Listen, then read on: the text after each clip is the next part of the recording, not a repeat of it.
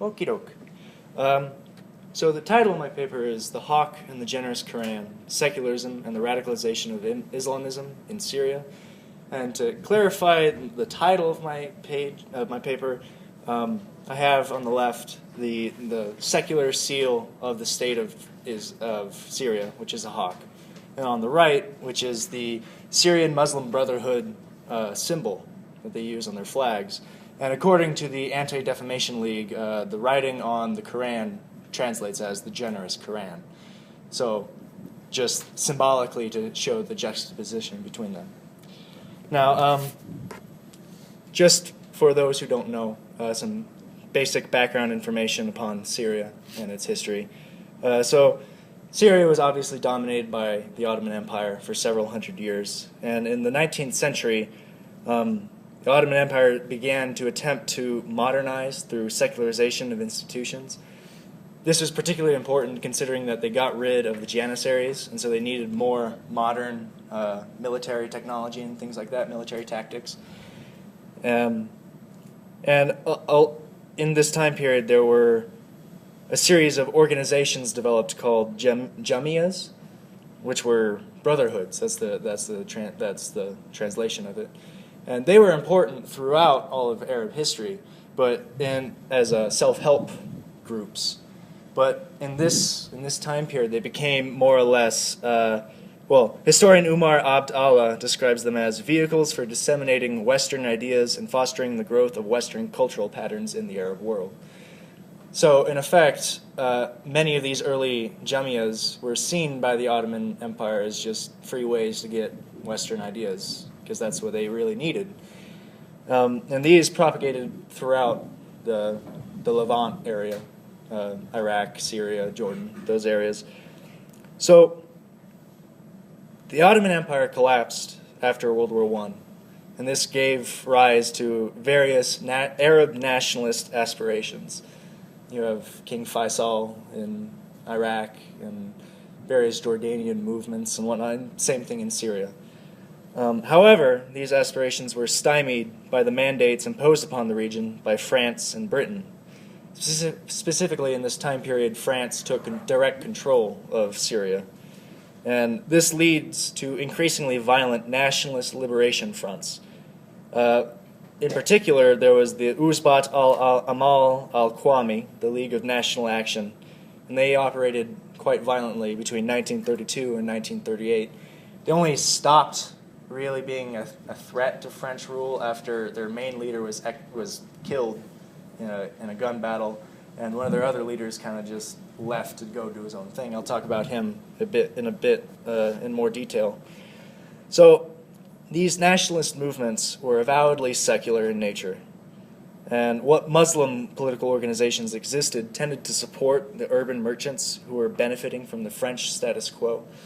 So, obviously you're going to have some collaborators in any occupation, in any colonization, and the French tended to center their focus on these urban areas because they're easier to control. And in particular, the merchants there tended to benefit from that. So, following the French withdrawal, a new elite of urban merchants who profited from French rule took power. These were called the traditionalists. They acted as a self-serving governing style, and it was against this group of ruling elites that the early Baath fought against politically. Some inroads were made electorally with the Baath, particularly the 1954 elections in which the Baath won 22 of 142 seats. Doesn't sound like much, but at the time it was a big jump for them. What actual political gains the Baath were able to make were done through coups and counter-coups, culminating in the coup of 1966. Which I will go into further depth. So with that background information out of the way, basically my thesis is that secularist policy and ideology within Syria specifically has affected the growth and radicalization and popularity of the Muslim Brotherhood and Islamism in general within Syria. Michaelle Brouwer's political scientist, author of one of the books I cite, writes that Arab nationalism and Islamism have proven two of the most potent ideological forces in the Arab region over the past century. And Maha Azzam, another political scientist, writes that the Islamist response and radicalization need to be understood within the contemporary nationalist, socialist, and secular experience. From what I've noticed in the discussions about this issue, this time period, is that many historians either focus entirely on the Baath or on the Muslim Brotherhood and Islamism. They very rarely coalesce them into one cohesive analysis. The only one that I can see that even attempted that was Lean Khatib in her book. And so ultimately that is the question I have, is that did this occur and did they have profound effects upon one another? Robert D. Lee, in his work Overcoming Tradition and Modernity, The Search for Islamic Authenticity, has observed that the recent rise of Islamism is most fundamentally a response to a context in which modernity has eroded cultures, values, and identities without repairing what has been damaged. And historian Lean Khatib, who I mentioned earlier, has also observed that Baathist secularism is receding in Syria's political and social domains. A new battle is underway between religious interests, secular interests, and the authoritarian state. And it's my thesis that fundamentally this clash of ideologies is what is culminating in Syria today. All right. So, Baathism as an ideology, just quick little overview. So it was founded by Michaelle Aflaq and Salah al-Din al-Battar. Michaelle Aflaq is on the left and Battar is on the right, top right, I mean. They were graduates from the Sorbonne in a French college. They were Western educated. They were thoroughly secular. Aflaq was actually a Christian, a secular Christian, and Battar was a Sunni, I believe. Both secular, and they were both Arab nationalists in general. They taught at the Damascus High School. The Tajiz Damascus High School. Sorry about that. And there they began to bounce ideas off one another about ideological political problems. And through this medium of teaching, they were able to gain early recruits. They founded in the Harakat al-Ilahi al-Arabi, the Arab Revival Movement, in 1940, and they've achieved official party status in 1946. But along this, they were Arab nationalists. They fought against the French. They were part of a uprising in the early 1920s, and they spoke very, very vehemently about Arab nationalism and about the idea that Arabs as a people should constitute one nationality. But it's important to note that they were not alone in these thoughts. There were other groups that I would describe as cousins with Aflaq's Baathism. And these were specifically Zaki al-Arsuzi, who was one of the key leaders in the League of National Action that I mentioned earlier. He was one of the key leaders who left, and that kind of caused the collapse of that movement. But he founded Al-Baath al-Arabi, the Arab Resurrection. And another cousin would be Akram al-Hurani al-Hizb al-Arabi al-Ishqit... Akram al-Hurani, who founded the Al-Hizb al-Arabi al-Ishqitari, Ishtiraki Arab Socialist Party. And all three of these groups had similar Arab nationalist ideas.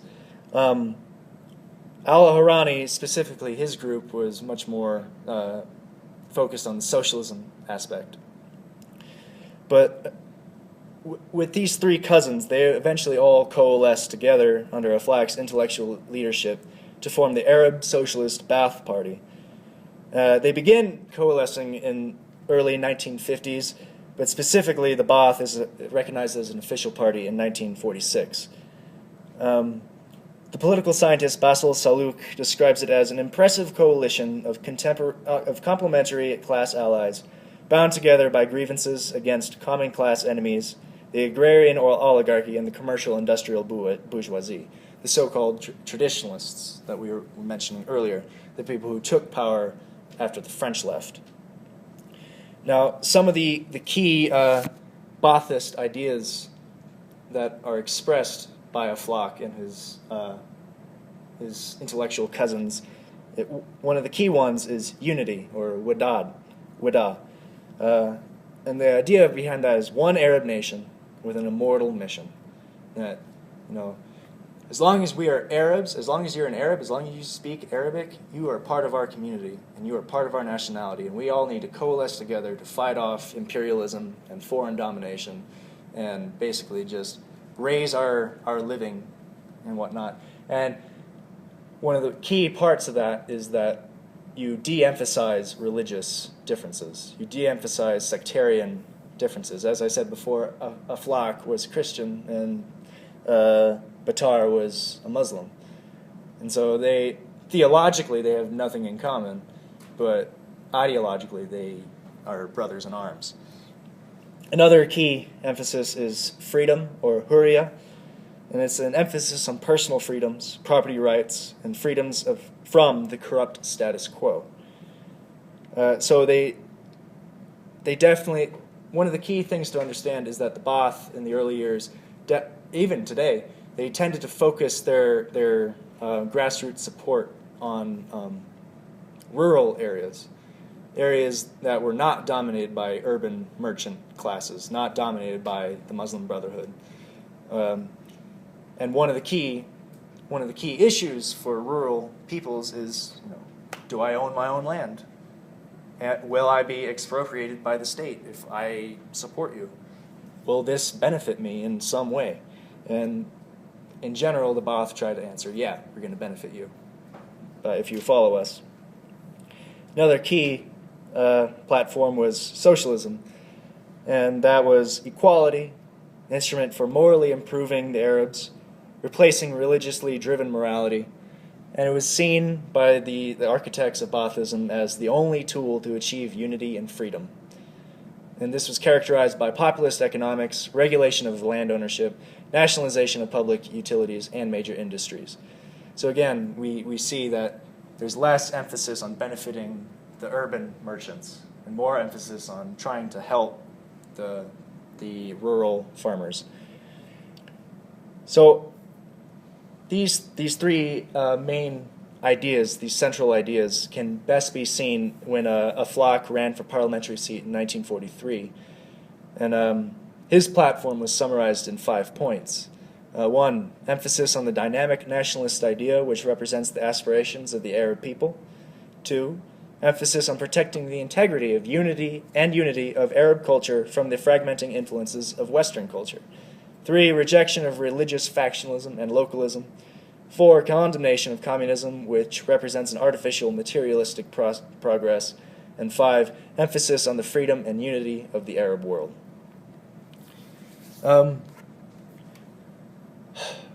So with these ideological strands in place, they began recruiting mainly in rural areas. But what is of interest to note is that Aflaq in particular never really thought that they'd get anywhere. In their own lifetimes, they thought, well, it's going to be in the future that we're going to finally take power. It's inevitable, but we're not going to do it now.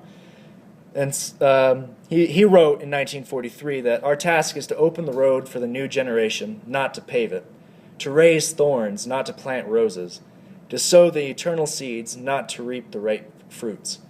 Because of this, we will not partake in government and shall remain in the path of struggle for a long time. Aflaq in particular remained devoted to such a flighty notion as inqilab, or the overriding objective of effecting a structural transformation in the spirit and thinking of the Arab people, which would revolutionize their society. So essentially what Aflaq is arguing is that we're not going to achieve revolution of society through coups and arms and armies and fighting. Instead, we're going to achieve revolution by changing the minds of the people, by making them realize that this is in their best interest, by making them realize what is truly good about being an Arab and Arab nationalism and all that. And so the Baath's goal, in general, was the liberation of the Arab people, unified in mind and spirit, and that freedom should emanate from every soul of the Arab, and be cherished as an individual part of his cultural heritage. In order to achieve that goal, in order to achieve such an ideal, it was necessary that the political machinery of the state had to be freed from the grip of the privileged classes. With this goal in mind, revolution against the status quo seemed to be the sole answer. The party constitution held in Article 6 that the Arab Baath Socialist Party is a revolutionary party. But with a FLAC being the main ideological dominator of the party, I mean, you can say you're revolutionary, but it doesn't really make it so. I mean, he says, like, yeah, we should have a revolution, but it's not going to be achieved in our lifetime.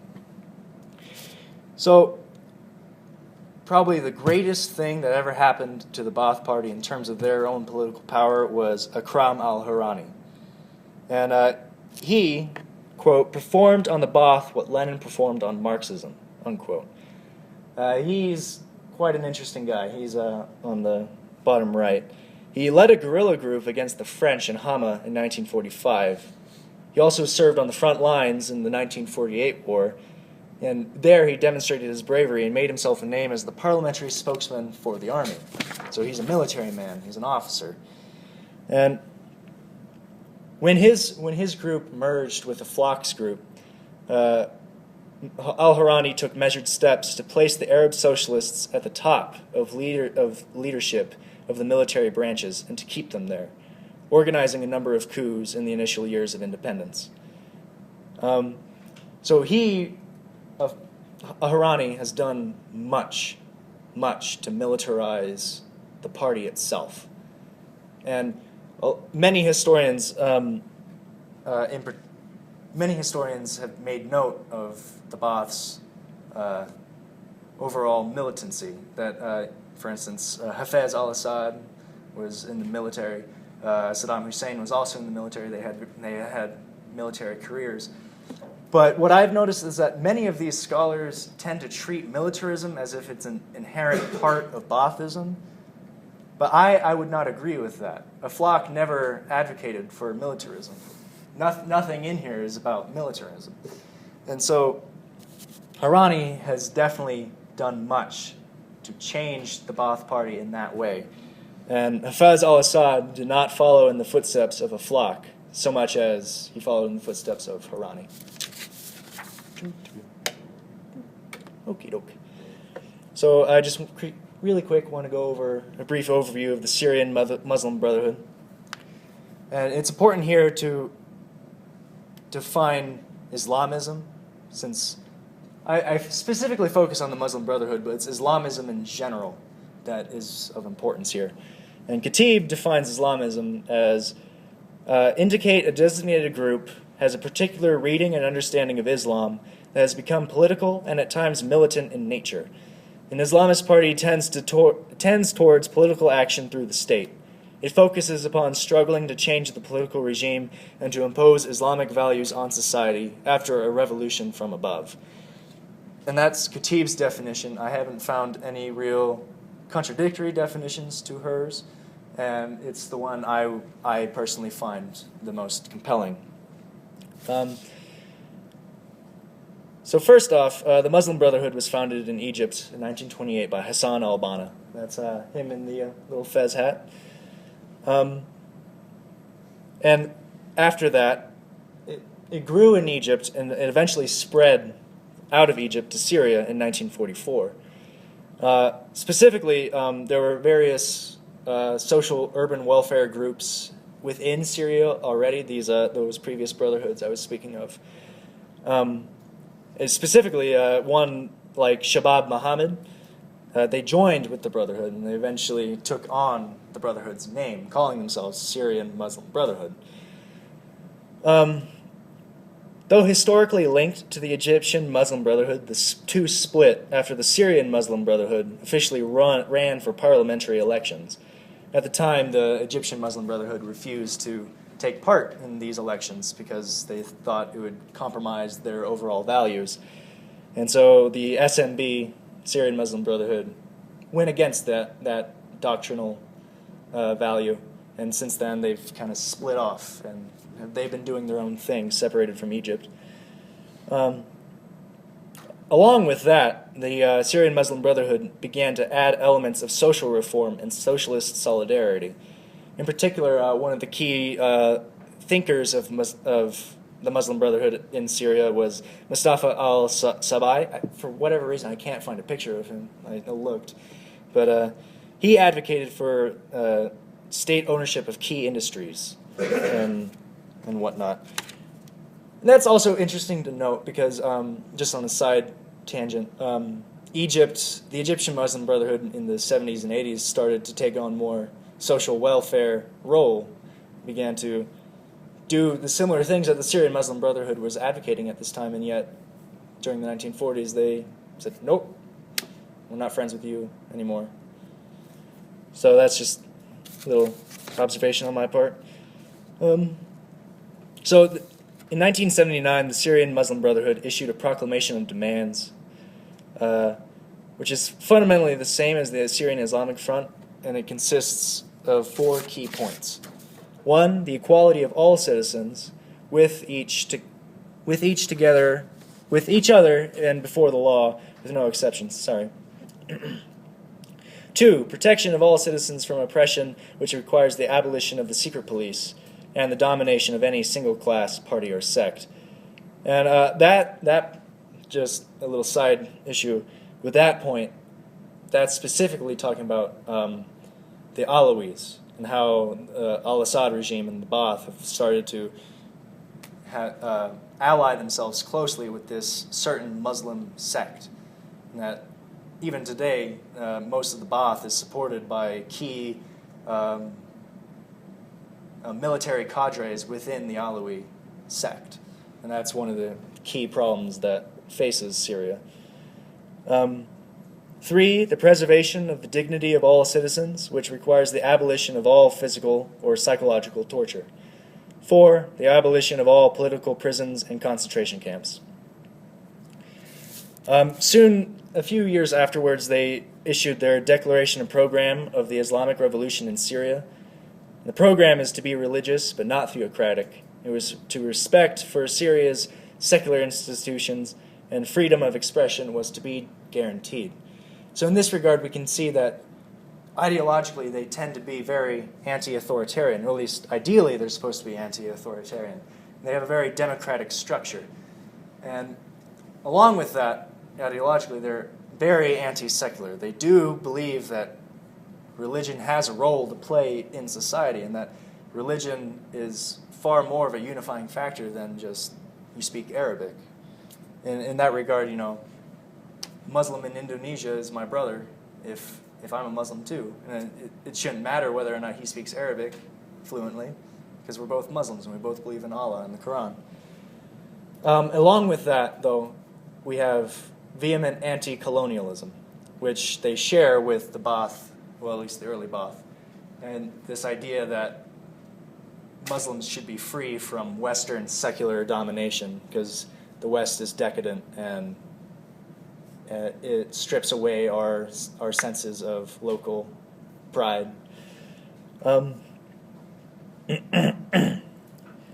So the Syrian Muslim Brotherhood is organized as a democratic party, and this can definitely be seen in parliamentary elections of 1947. But even after that election, they've been continuously suppressed by different groups in power. But even though they've been continuously suppressed since 1947, they continue to organize anyway. And they do not become overtly violent until after 1966, which I will get into in more detail in the next slide. They were overtly religious. They wished Islam to be the primary link of identity amongst people in the region. They also represented the group of people that would be directly negatively affected if the Baath were allowed to have their way, the declining urban bourgeoisie. While the fledgling Islamist groups of the 40s had actively supported the status quo of the French occupation, the Muslim Brotherhood in general tended to be strictly against foreign involvement, even when such involvement came from Islamic neighbors, and were equally wary of secularization. With these ideological aspects in mind, they issue a manifesto in 1951 and began to work in opposition to an increasingly repressive regime. Though they had some problems in popularity, as time went on their numbers swelled and it is of interest to note that such groups did not begin to act violently until the regime itself began to act violently. Though the Muslim Brotherhood was crushed by Al-Assad, particularly with the bombing of Hama in 1982, the Islamist attitudes of the people had not been destroyed. Rather, they lay dormant for many years until it all burst forth quite recently. So, one of the key things to understand, though, is that Syria is... We have this conception of the Middle East being dominated by Islamic thinkers and Islamic parties and whatnot.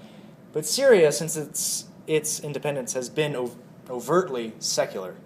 They've had secular constitutions, 1950, 1953 in particular. And it's interesting to note that Syrian secularism was not born of Baathism.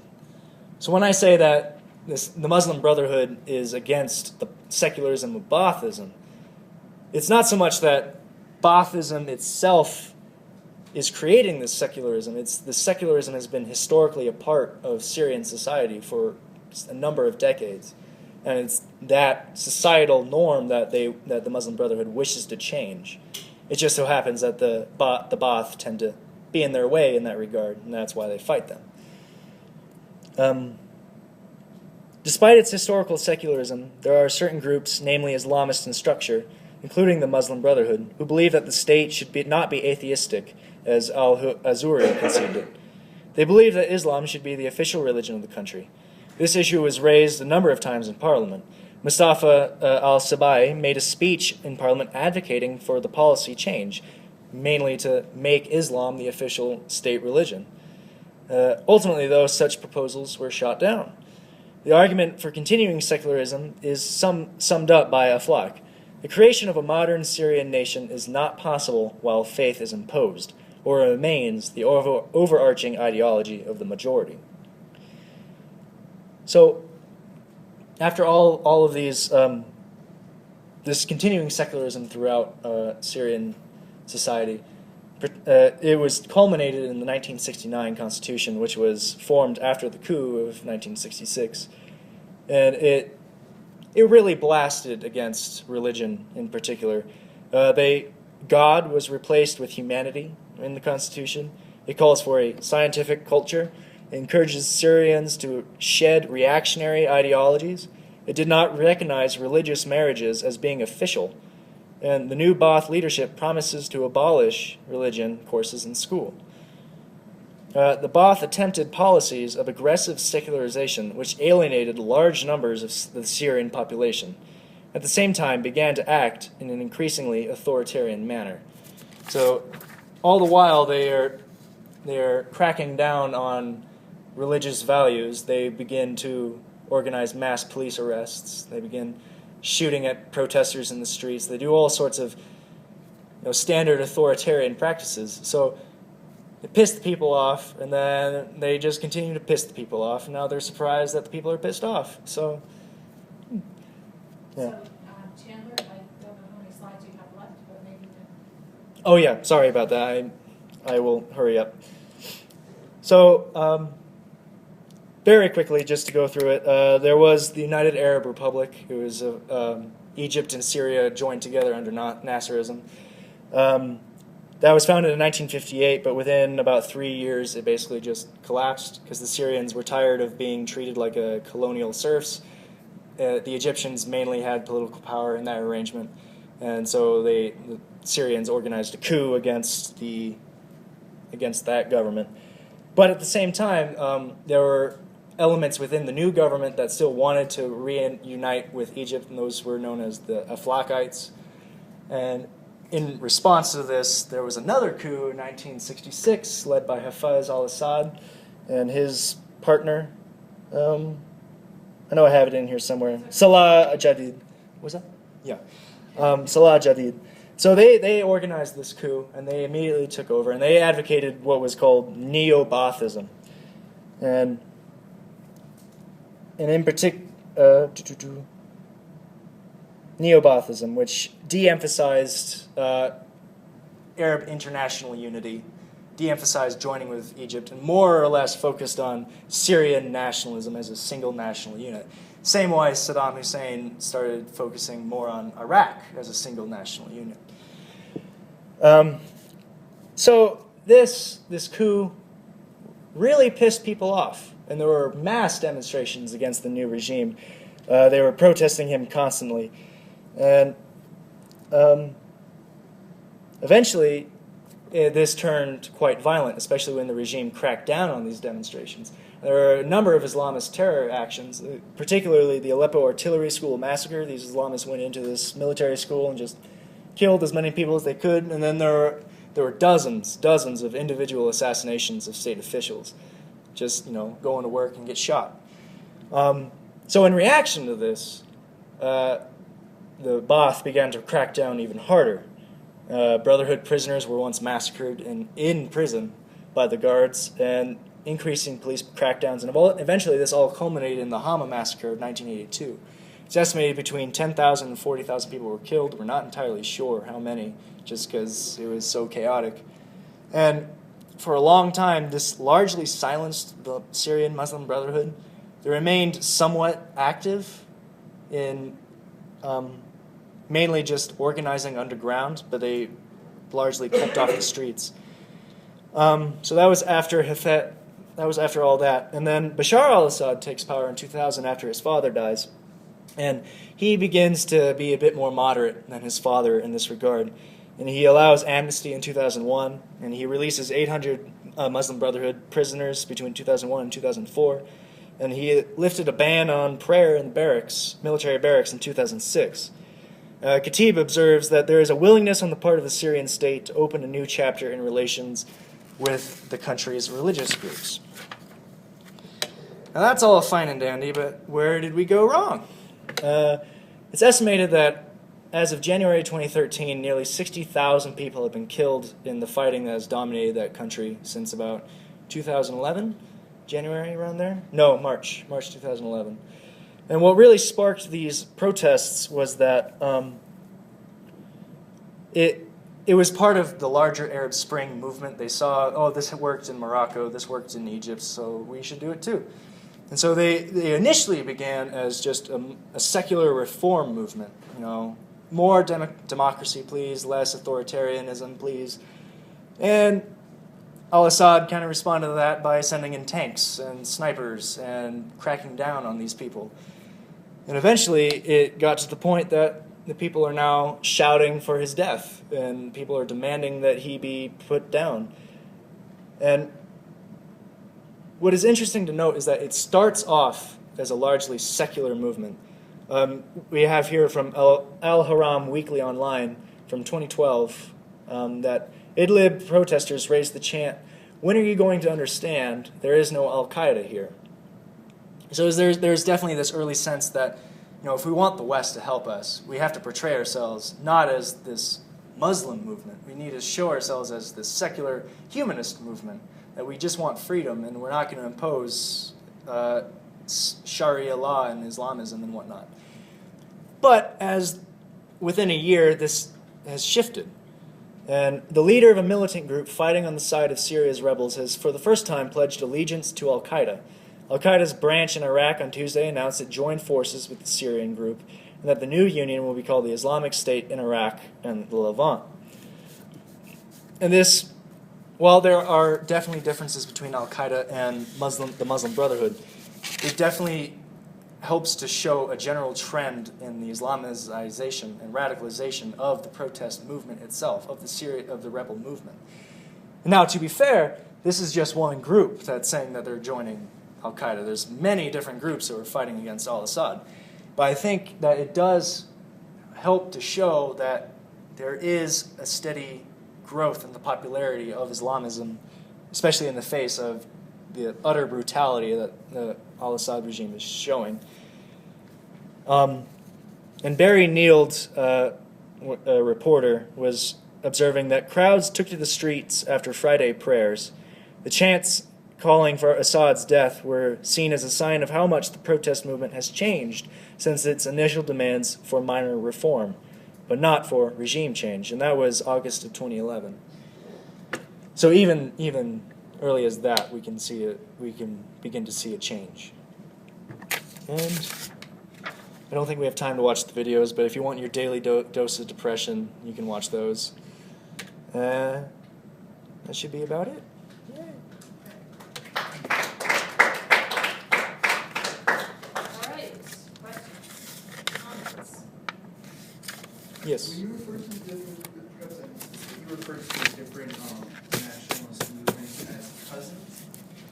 Ideological cousins, that's what I I'm meant. just wondering if they broke off of a common, if they're all broken off, or like what exactly do you mean when you say cousins? Or created What I mean by cousins is that they were institutionally separate, but they were ideologically similar, in that they formed their own parties to achieve their own goals, but their goals happen to be similar to one another. So instead of what you're suggesting is kind of like a divergent evolution. Well, I would suggest if that is the case. Yeah, it's not. I would argue that it's more of a convergent evolution. That these three separate things came together into one because they happen to have similar ideas.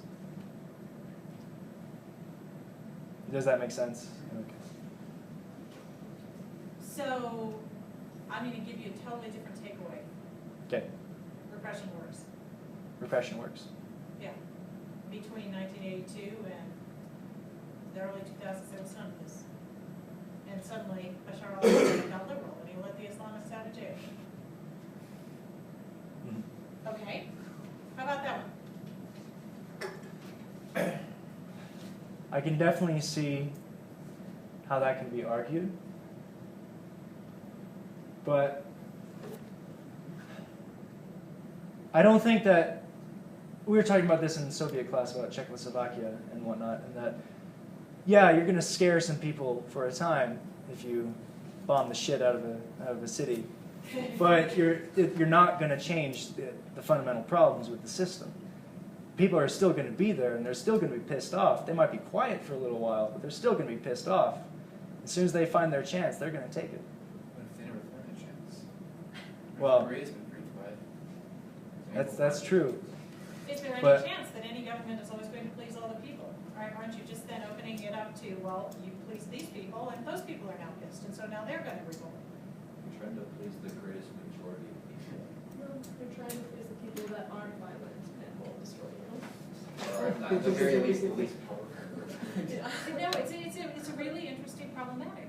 And the reason I raise it, Chandler, is not because, it's because this is throughout the sort of, especially the political science analyses of what happens in authoritarian states. And there is an analysis that says, well, if you crack down on people really hard, they become pissed off, and they will, therefore, sort of ipso facto, form violent anti-regime organizations and try to attack the government. And I would say, really? Where have we seen these uprisings more? In states that crack down or in states that don't? I think actually we see them in both. I think we see them in, you know, more liberal, less liberal. It doesn't matter. I wonder if the Muslim Brotherhood ideology is because of its claim to need to replace whatever existing state there is with its own version. It will inherently and everywhere be revolutionary, regardless whether a regime is Hafiz al-Assad's or Bashar al-Assad's, harsher crackdown or more liberal. I would argue that, at least in the beginning of the Muslim Brotherhood, they tended to be a more democratic structure. That they espouse the virtues of democracy and representation and you know, peacefully coexisting with the government. And so I think that, you know, if Al-Assad wasn't shooting at them, that maybe they would be a bit more democratic, less violent. And so, but in the same regard, you know, Baath started off as, we're not going to do anything, it's going to happen eventually, and then they changed to, we're going to definitely crack down, we're going to definitely have coup d'etats. So I definitely can recognize that there have been ideological shifts, but at least beginning with the Muslim Brotherhood. In the beginning of it, they were more democratic. Or at least more oriented toward participating peacefully in a parliamentary Yeah, system. yes. That's what you mean. Yes, that's what I mean. Other questions? Yes. All right, you said it was wrong to assume militarism was inherent with the Baath Party. I guess my question is, would it be wrong to make this assumption, seeing how one of its members, Harani, was a military man?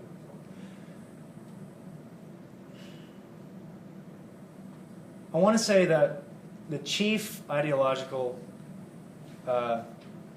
formations within the party were made by Michaelle flock, and that regardless of whatever actions they've taken in recent years, the Baath tend to look to a flock as their ideological father, as their ideological grandfather, and that in reality what we're talking about is differences in strategy, differences in tactics, and that while a flock and Harani ideologically were the same, they had different strategies entirely.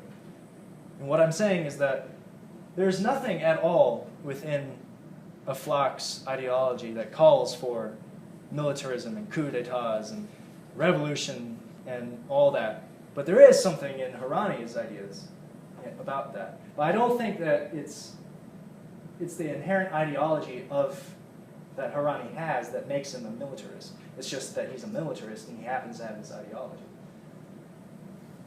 If that makes sense, or do you want me to clarify more? No, I'm not. I want to disagree with you, but I have nothing to say. Okay. Historiography. What do you find amongst that scholarship? Strong scholarship, weak scholarship, stuff that's really based on primary sources, stuff that's not, stuff that seems to be pushing a particular ideological point of view. What do you find? Well, what I tended to find is that I mostly had to pick and choose things. That sounds bad, but that's, in essence, that there are a few books that deal with both ideologies in the same analysis, and that posit that they interact with one another and they help bounce ideas off each other and form each other. Most of the books out there, most of the articles out there either focus entirely on the Baath or entirely on the Muslim Brotherhood or Islamism. And that was definitely problematic for me, and I definitely had to go out wide. And in general, I've noticed that a lot of those books don't really have an overarching theoretical guideline, I'd say. It's more or less just, here's what happened. That's what happened. Okay, bye. Let's start here and we go to there. See, I told you the history of Syria. Yeah, I mean, that's all really important, and I enjoyed reading it. But definitely for historiography and making of arguments. The only thing that I could really tell is one historian, John D. Devlin, I believe. He wrote an article about the history of Baathism just everywhere, like Iraq and Syria. He definitely treated Iraqi and Syrian Baathism as basically the same, which, I mean, they have similar ideological roots, but after the split in the 60s, they definitely were not the same at all. And likewise, this is what we're getting to when we're just saying that Baathism is inherently militaristic.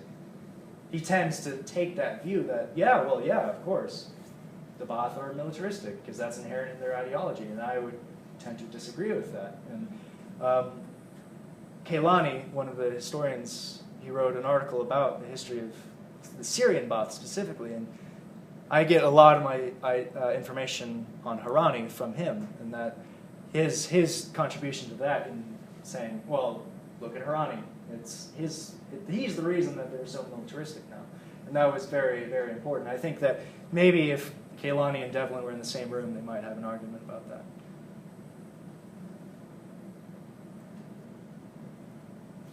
Okay.